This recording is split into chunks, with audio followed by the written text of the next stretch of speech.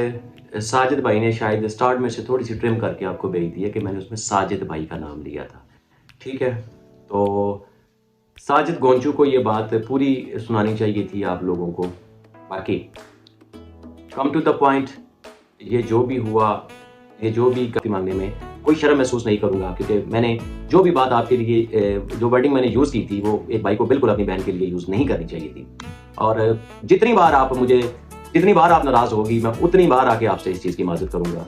और एक दिन इंशाल्लाह ताला हम दोनों बहन भाइयों में ये मसला ख़त्म हो जाएगा। बहनें भाइयों में लड़ाइयाँ होती रहती हैं, आप भी नाराज़ हो रही हो, आपका हक है, आप हो रही हो, आप इस वक्त गुस्से में हो कोई भी आप बात मेरे ऊपर करोगी, मैं इंशाल्लाह ताला उसका जवाब आपको सिर्फ और सिर्फ उसी वर्ड में दूंगा, सॉरी के वर्ड में ना। यानी मेरे पास और कोई इस मसले का और हल है नहीं है, क्योंकि जब एक इंसान गलती पे होता है तो उसको अपनी गलती मान लेनी चाहिए। और मैं इस चीज़ को मानता हूँ। और आप जितनी बार नाराज़ होंगी, जितनी बार आप मेरे ऊपर इस बात के ऊपर बात करेंगी, मैं उतनी बार आपसे माफ़ी मांगता रहूँगा। बाकी यहाँ पर मेरी बहन एक चीज़ आप नोट कीजिएगा कि यहाँ पर साजिद अमीन ने वो आपको वॉइस भेजने का मकसद क्या था कि वो साजिद अमीन की फाट रही थी।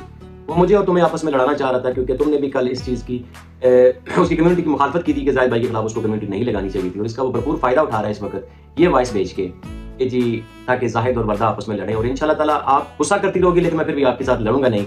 साजिद अमीन की ये गनौनी चाल मैं इंशाल्लाह ताला नाकाम करूंगा कि मैं उसकी बात का मैं प्रूव करके बताऊंगा कि बेटा तूने अपनी चाल के लिए, लेकिन मैं फिर भी वर्दा के खिलाफ नहीं जाऊंगा। वर्दा चाहे मेरे खिलाफ 101 बार जाएगी, मैं उसको उसके अगेंस्ट सॉरी ही करता रहूंगा।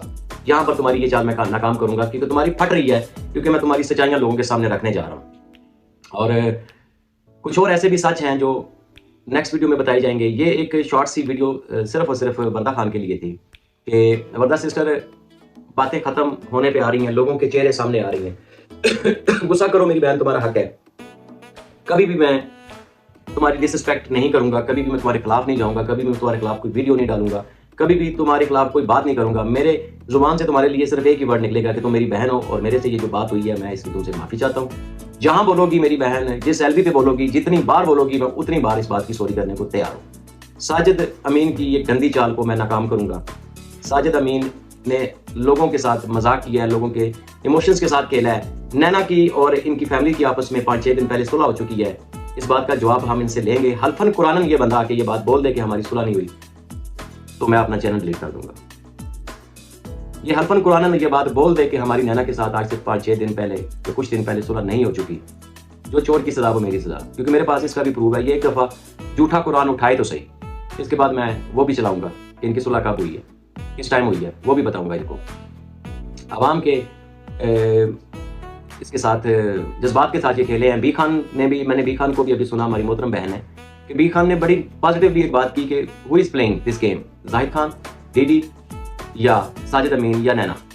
और जिन लोगों को अभी भी ये शक है कि मैं उस नागिन को सपोर्ट कर रहा हूँ, तो मैं ये कहूँगा कि उनकी कमजोरी है, उनकी बदअकली का ये आलम है कि उनको अभी भी समझ नहीं आ रही।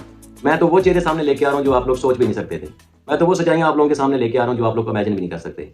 बाकी 8-9 बजे जो मेरी वीडियो अपलोड होगी उसमें रोक सकते हो तो रोक लो डीडी, तुम्हारा घनौना चेहरा मैं पब्लिक को दिखाने जा रहा हूँ। रोक सकते हो तो रोक लो साजिद अमीन, तुम कंट्रोवर्सीज क्रिएट करते हो, तुम्हें रिश्तों की भी तमीज नहीं है, तुमने अपनी मासूम बच्ची का फ्यूचर नहीं देखा, और तुम इस कंट्रोवर्सी को वाईटी के ऊपर लाने के लिए मुझे खुद कह रहे हो। रोक सकते हो तो रोक लो, मैं तुम्हारे गंदे चेहरे पब्लिक को जरूर दिखाऊंगा।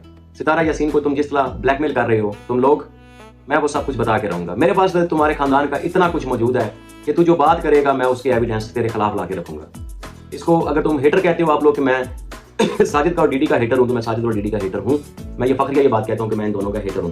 इसी ड्रेस में, इसी टेबल के ऊपर, इसी चेयर के ऊपर बैठ के, इसी प्लेटफॉर्म से रात 9 बजे डीडी और साजिद तुझे एक्सपोज करना शुरू करूंगा।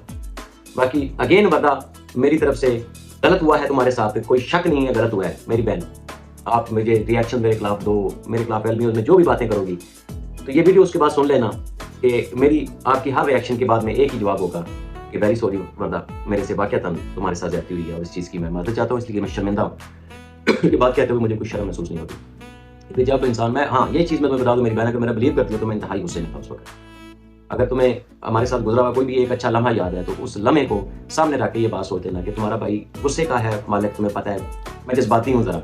मैं उस वक्त इंतहाई गुस्से में आके मैंने ये मैसेज किया था, तो वो भी इसलिए किया था कि साजिद साहब आप वर्दा को समझाएं कि वो अभी भी मुख्तलिफ फैमिलियों के ऊपर बैठ के मेरे खिलाफ स्टेटमेंट दे रही है, जबकि आपको तो साजिद भाई पता है, जाके इनको बताएं ताकि ये खामोश हो। ये इंतहाई गुस्से में हुआ जो कुछ भी हुआ, जानबूझ के मैंने आपको, ये इसको प्लानिंग धमकी नहीं कह सकते, ये प्लानिंग गाली नहीं कह सकते आप, ये गुस्से का अमर था।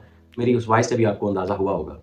और बाकी अगर मैं इसी चेयर के ऊपर बैठ के सितारा को खिलाफ भी बातें कर रहा था, तो कुछ निकालने के लिए कर रहा था, तो अगर गो मुखालिफ पैनल में जाके मुखालिफ बनना पड़ता है, ये कोई बड़ी बात नहीं है, समझदारी वाली बात करें आप लोग भी। तो खैर एनीवे जाते हुए फिर ब्रदर सिस्टर रियली सॉरी, आपको मेरी बात से तकलीफ हुई है, आपका हक बनता है, आप जायज़ हैं, आप राइट पे हैं। दुआ में याद रखिएगा।